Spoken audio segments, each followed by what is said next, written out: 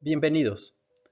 La clase de hoy veremos el concepto de integrales indefinidas y el teorema del cambio neto, el cual se puede ver en el capítulo 5.3 y 5.4 del libro Cálculo de una variable de Stewart, publicado el 2012. Ya vimos que mediante la segunda parte del teorema fundamental del cálculo se obtiene un método muy eficaz para evaluar la integral definida de una función. Si suponemos que puede encontrarse una antiderivada de la función. En esta ocasión se presenta una notación para la antiderivada. Se repasan las fórmulas de la antiderivada y se usan para evaluar integrales definidas. Asimismo, replanteamos el teorema fundamental del cálculo parte 2 de una manera que facilita más la aplicación a problemas relacionados con las ciencias y la ingeniería.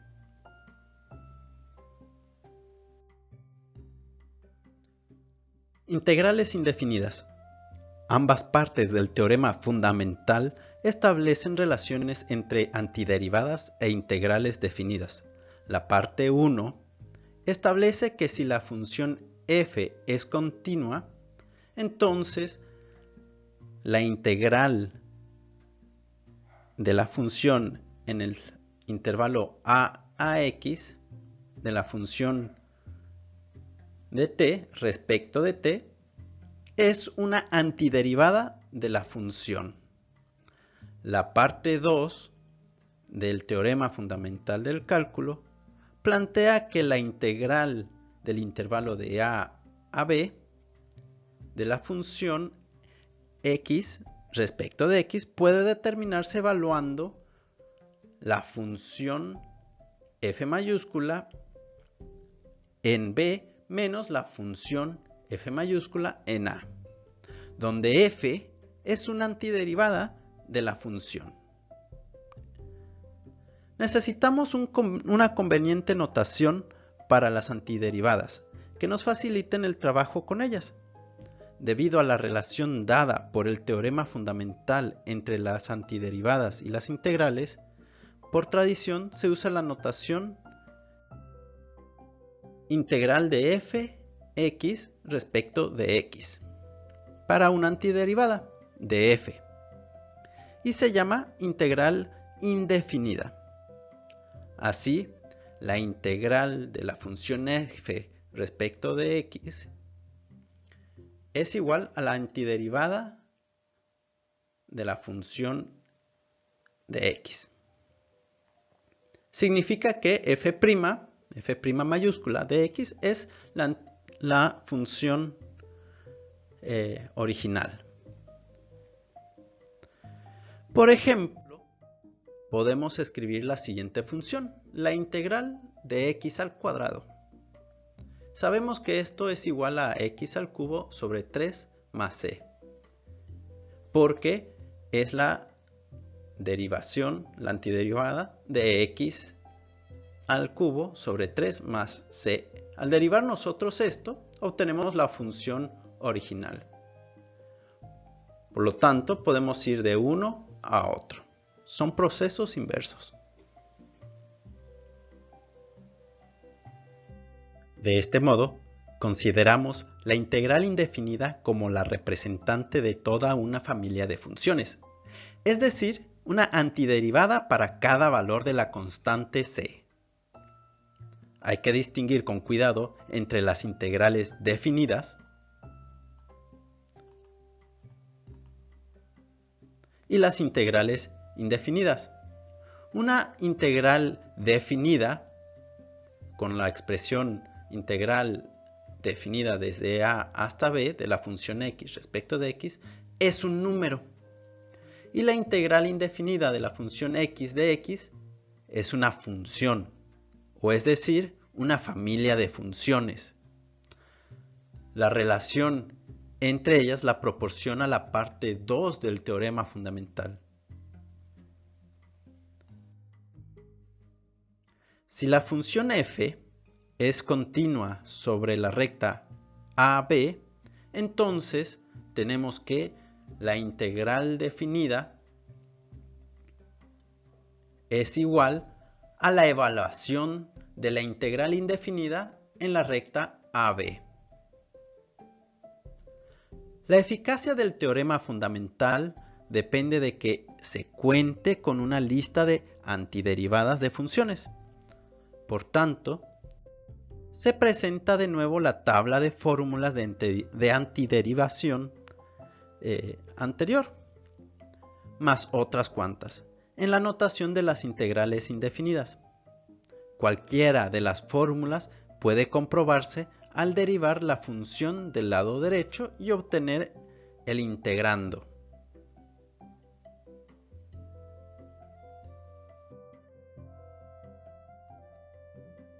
De acuerdo con el teorema, la antiderivada más general sobre un intervalo dado se obtiene por la adición de una constante a una antiderivada particular. Adoptamos la convención de que cuando se proporciona una fórmula para una integral indefinida general, es válida solo sobre un intervalo. Así escribimos la siguiente función. La integral de 1 sobre x al cuadrado respecto de x va a ser igual a menos 1 sobre x más la constante c. Con el entendido de que es válida sobre el intervalo de 0 a infinito o sobre el intervalo de menos infinito a 0. Esto se cumple a pesar del hecho de que la antiderivada general de la función f de x es igual a 1 sobre x al cuadrado es diferente de 0. Es decir, la antiderivada es igual a menos 1 sobre x más constante 1 si es menor a 0 o si x es mayor a 0. Por ejemplo, tenemos la integral indefinida general, integral de 10x a la cuarta potencia menos 2 veces secante cuadrada de x respecto de x. Si usamos nuestra convención y la tabla 1, tendremos lo siguiente. La integral de x de 10x a la cuarta menos 2 veces la secante al cuadrado de x respecto de x va a ser igual a separar los términos, sacamos las constantes y aplicamos las fórmulas de integración para cada uno de los términos. De modo que el resultado nos da 2x a la quinta potencia menos 2 veces tangente de x más una constante. En la figura se tiene la gráfica de la integral indefinida del ejemplo para varios valores de la constante. Aquí el valor de la constante es la intersección del eje y. Aplicaciones. La parte 2 del teorema fundamental establece que si la función f es continua sobre a y hasta b, entonces podemos escribir la siguiente expresión. Integral de a hasta b de la función x en términos de x va a ser igual a evaluar la antiderivada en b menos la antiderivada en a.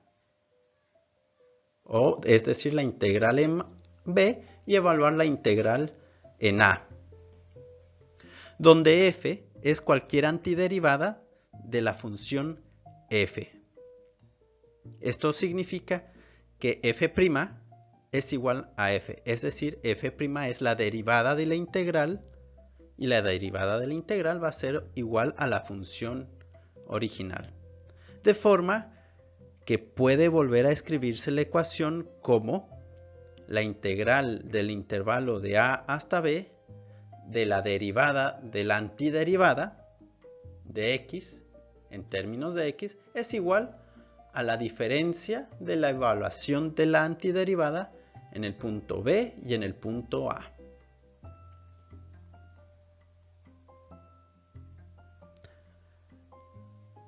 Sabemos que f' de x representa la razón de cambio de y igual a f de x respecto a x y la antiderivada evaluada en b menos la antiderivada evaluada en a. Es el cambio en y cuando x cambia de a hacia b. Observe que y podría, por ejemplo, incrementarse y luego decrecer para volver a incrementarse.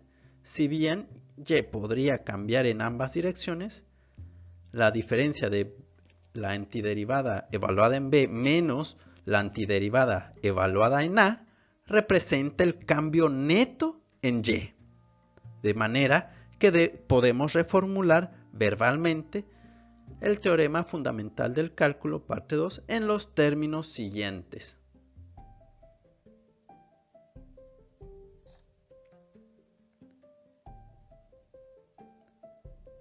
La integral de una razón de cambio es el cambio neto, es decir, la integral en el intervalo AB de la derivada de la antiderivada, es decir, la función original de x en términos de x, va a ser igual a la diferencia de la antiderivada evaluada en b menos la antiderivada evaluada en a.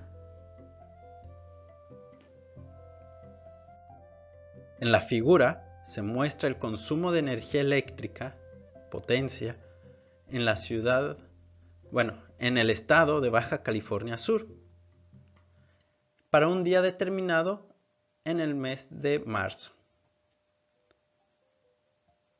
P se mide en megawatts y T en horas, y es a partir de la medianoche.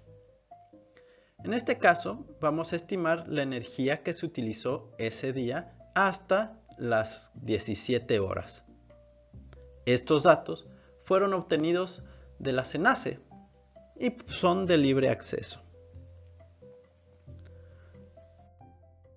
Para estimar la energía que se utilizó ese día, vamos a plantear la siguiente expresión. La potencia está en función del tiempo y es igual a derivar la energía en función del tiempo. Es decir, que si integramos la potencia desde 0 hasta 17, va a ser igual a integrar desde 0 hasta 17 la derivada de la energía. Si evaluamos esto, vamos a tener que evaluar esa integral en 17 y en 0. En términos prácticos podemos hacer una aproximación, de modo que vamos a tener la potencia utilizada en la hora 1 más la potencia utilizada en la hora 3 y así respectivamente hasta la hora 17 y multiplicados por el delta t, el diferencial de tiempo. Y para esto pues usamos una aproximación de la integral con la regla del punto medio. De modo que si nosotros observamos el valor de la potencia en ese momento, por ejemplo, a 1 tendremos 240, a 3 tendremos 220 y a 5 tendremos 210, a 7 aproximadamente 215 y así sucesivamente.